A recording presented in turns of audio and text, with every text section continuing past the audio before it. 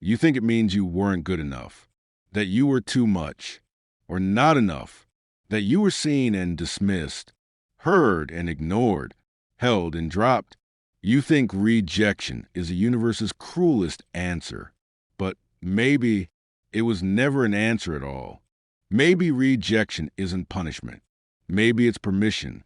Maybe the pain that cracked you open was never meant to destroy you, but to awaken something sleeping inside. What if every closed door was a secret passageway? What if every person who left was not taking something from you, but returning something sacred? Yourself. Let's say you are standing in a quiet field at dusk.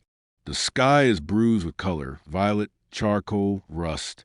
The air is still, but heavy, like it remembers something you forgot. Before you is an ancient archway, stone, weathered, cracked by time. There is no door, only a passage shrouded in darkness. No sign, no invitation, just a sense that you're not supposed to enter. Behind you, a path worn smooth by familiarity. Friends, expectation, survival, all calling you back.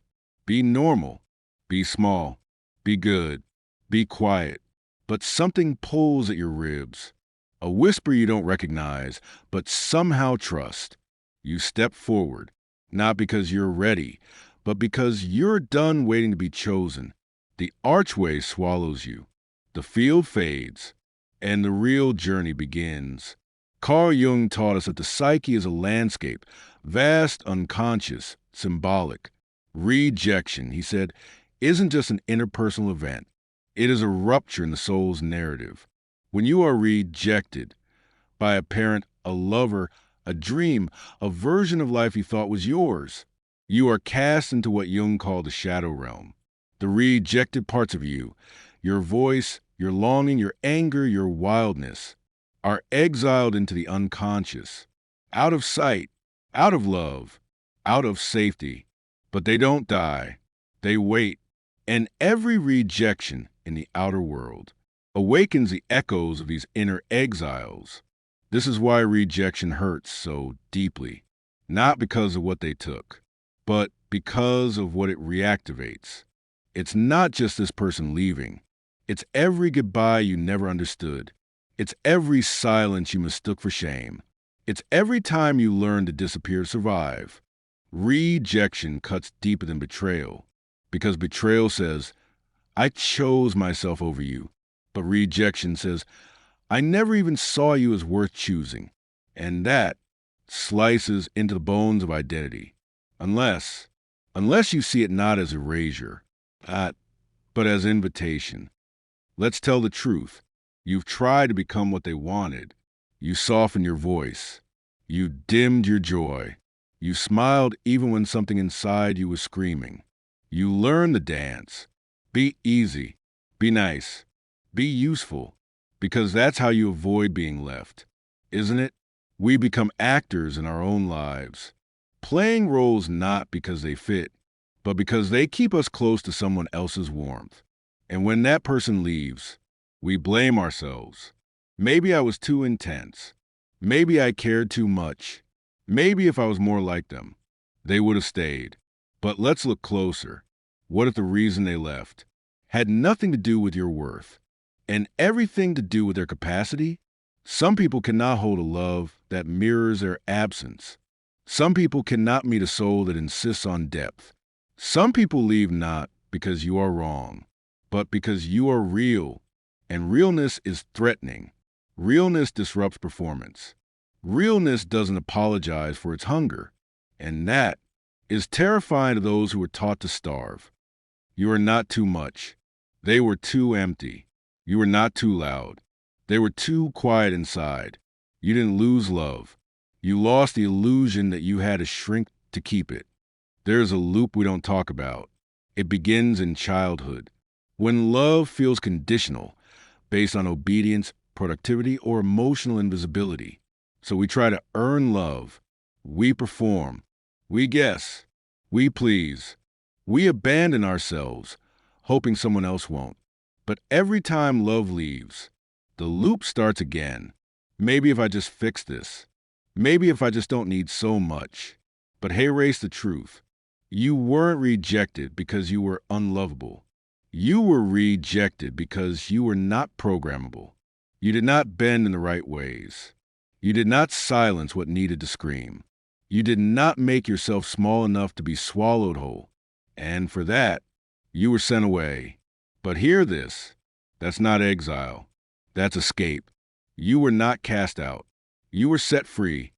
Rejection as a sacred return. Some things have to leave you so you can meet yourself. That's the secret. We think rejection is about the other, about their absence, their silence, their departure. But rejection, true rejection, is not about the other at all. It's about your return. Because every time you were passed over, ghosted, replaced, overlooked, or discarded, you're being peeled back, layer by layer, performance by performance, until what remained was not the version of you they once tolerated, but the one they never truly saw, the real one, the untamed one, the one you buried to be chosen. And now they're gone, and you are still here, with your voice, with your tears, with your wildness intact. Yes, it hurts, but beneath that ache is a whisper. Welcome back. You are not what left you. Let's go deeper. Rejection feels like death, because it is a kind of death, not of the soul, but the false self, the self that was always trying to earn, prove, deserve. When you are rejected, that version begins to crumble, and crumbling feels like dying until you realize it was never really you. It was your armor, your scaffolding, the shape you squeeze into be loved by people who didn't even know how to love themselves. What if the person who left was never rejecting you, but rejecting their own inability to rise and meet your truth? Sometimes rejection is the most honest mirror. It reveals who was never meant to sit at your table, who cannot meet you in your becoming, who would rather lose you than face themselves. And that's not your loss. It's theirs, because people can only meet you at the depth they've met themselves. You went deeper. They stayed shallow. It's not rejection. It's misalignment. Carl Jung warned, until you make the unconscious conscious, it will direct your life and you will call it fate. When you're rejected and it destroys you, it's often because something in you is already fragile, already fraying. Rejection doesn't break you. It shows you where you are already split. That's the shadow. The parts of you you've exiled, your rage, your grief, your desire, your sacred needs. Every time someone leaves and you feel annihilated, it's the shadow screaming to be integrated, not fixed, not erased, but witnessed, held. So instead of asking, why did they reject me? Ask, what parts of me were trying to earn love in the first place? Why did I offer a watered-down version of myself just to belong? Why does their absence feel more powerful than my presence? This is how you exit the loop, not by changing them, but by coming home to you. Hey, race, what most people never say out loud. Rejection brings grief, real grief, not just over the person, but over the self you had to become to keep them, the silence you swallowed, the longing you muted, the parts you disowned. Grieve that, because grief is the bridge between who you were forced to be and who you are ready to remember. You don't have to be okay today. You don't have to rise immediately. You don't have to alchemize your ache overnight. But you do have to be honest. Say, I'm tired of shrinking. I'm done performing. I am not here to be palatable. I am here to be whole. And then breathe, not to fix yourself, but to meet yourself as you are for the first time. You are not who they walked away from. You are not the echo of their absence. You are what remains, the one who stayed, the one who heard the silence and kept breathing, the one who learned to walk with aching feet and a quiet heart, the one who still dares to hope. That is sacred. That is strength. That is the self, rising from the ashes of abandonment. The self is not built through constant affirmation. It is carved through rejection.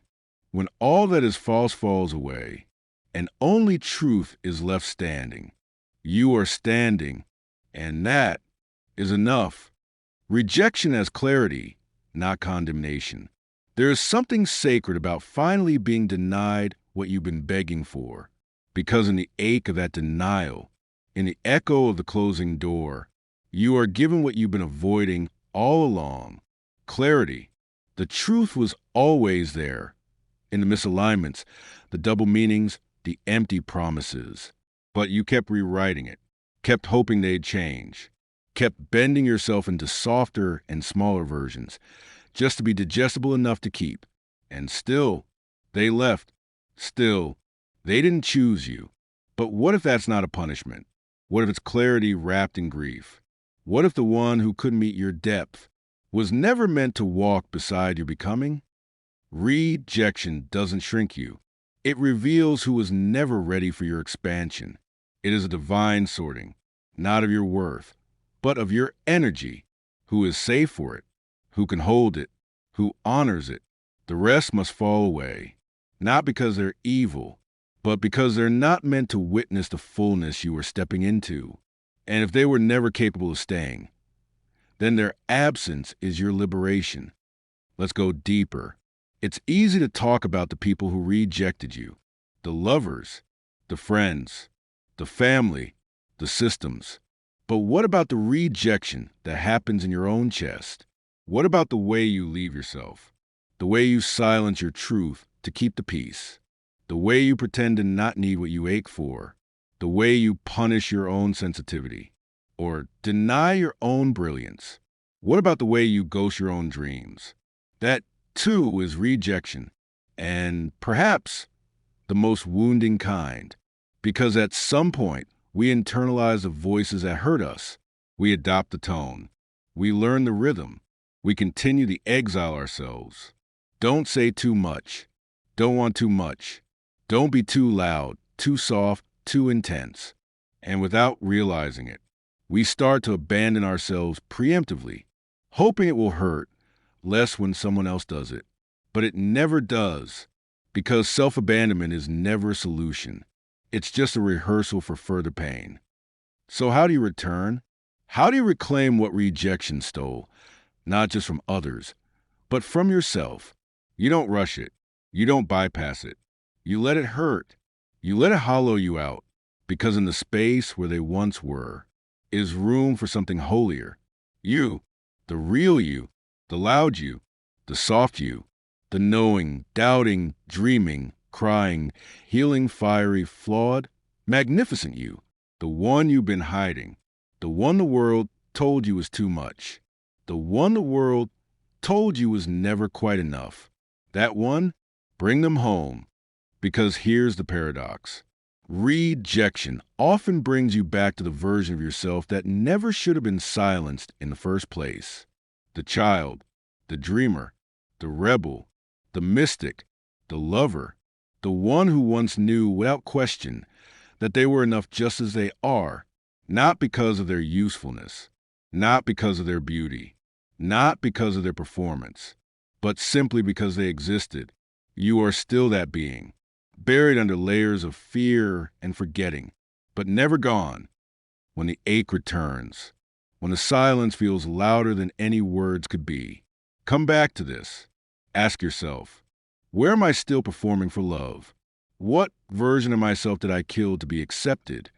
And how do I resurrect them? Whose rejection am I still trying to reverse? By rejecting myself first. If no one ever clapped for me again, would I still speak? These are not questions with quick answers. They are portals. Each one opens a door within you, not toward more doing, but toward more being. You do not need to win anyone back. You do not need to become easier to hold. You do not need to shapeshift to be tolerated. You need only to return to the center, to the source, to the self you were before the world taught you to trade truth for safety. There's a silence that follows rejection. It can be unbearable. No validation, no closure, no explanation, just space, just stillness, just the soft sound of your own breathing, and the unbearable ache of waiting for a voice that won't come. But that silence is fertile. It is where integration begins. It is where old identities dissolve. It is where the soul prepares for expansion. Don't rush to fill it. Let it echo. Let it empty you, because in that emptiness, you will hear the sound of yourself again, and you will remember you were never rejected. You were being rerouted. Rejection is a mythic gate. Every soul has its myth, every heart its threshold. Rejection is not a detour from your path. It is the path. It is the archetypal gatekeeper, the sacred wall, the dragon before the treasure. You don't become whole without loss. You don't awaken without disillusionment. You don't reclaim your power without first being stripped of your need to borrow from others. This is your threshold, where the hero stops seeking outside and turns inward, where the seeker stops chasing hands that will not hold them and becomes their own source of warmth, where the soul stops asking, "Will you choose me?" and finally says, "I choose me even if no one else does." You are not the same person who was first rejected. And that's the point. Rejection, when met with presence, becomes rebirth. Not all at once, not like a lightning bolt, but slowly, like ashes that begin to glow. You begin to remember what you forgot, that your worth is not transaction-based, that your love is not a liability, that your depth is not a flaw, that your longing is sacred, that your wholeness was never meant to be pieced together by someone else's presence. You were always whole. You were just taught to forget it. And so the Phoenix moment is quiet, not fireworks, but a stillness inside, where you stop asking, "Why didn't they stay?" and start whispering, "What parts of me were trying to leave myself first?" The fire that destroyed your illusion is the same fire that forges your freedom. Let it burn, not to punish you, to purify you. Carl Jung believed the path to wholeness was not about achieving something new, but integrating what we've hidden. So let's integrate. You are no longer split between the one who was left and the one who stayed behind. They are the same, and they are you. Hold them, speak to them, welcome them back. The wounded one, the waiting one, the one who was told they needed to earn love. Look them in the eyes and say, "You don't have to beg anymore. I found you, am not leaving." Reflections to carry this work beyond what you just heard. Ask yourself, what do I tend to make rejection mean about me? Write it, then question it. Is it true? Whose voice is that? When have I abandoned myself in fear of being rejected by others? Map the moments. Reclaim them. Forgive yourself. What might I become if I no longer feared being unchosen? Let your body answer. Let your art answer. Let your dreams answer. This is not easy work, but it is sacred. And the more you walk through this portal, the more you become someone who no longer waits for permission to be whole. Someone who doesn't just survive rejection, but transforms because of it. Call to introspection. Return to yourself. So now, don't rush to explain away the pain. Don't seek another voice to tell you who you are. Don't beg the past to rewrite itself in softer ink. Instead, sit, breathe, feel the silence. And in that silence, feel what still lives. The pulse in your chest, the warmth in your hands, the fire in your belly, the ache that is not weakness, but aliveness. And whisper to yourself, "I was never rejected. I was rerouted. I was reclaimed. I was remembered. I no longer chase what cannot hold me. My longing is not a weakness. It is sacred direction. I do not exist to be chosen. I exist to awaken. I am the one I was waiting for. I am walking to the portal now, not away from love, but toward the truth of it.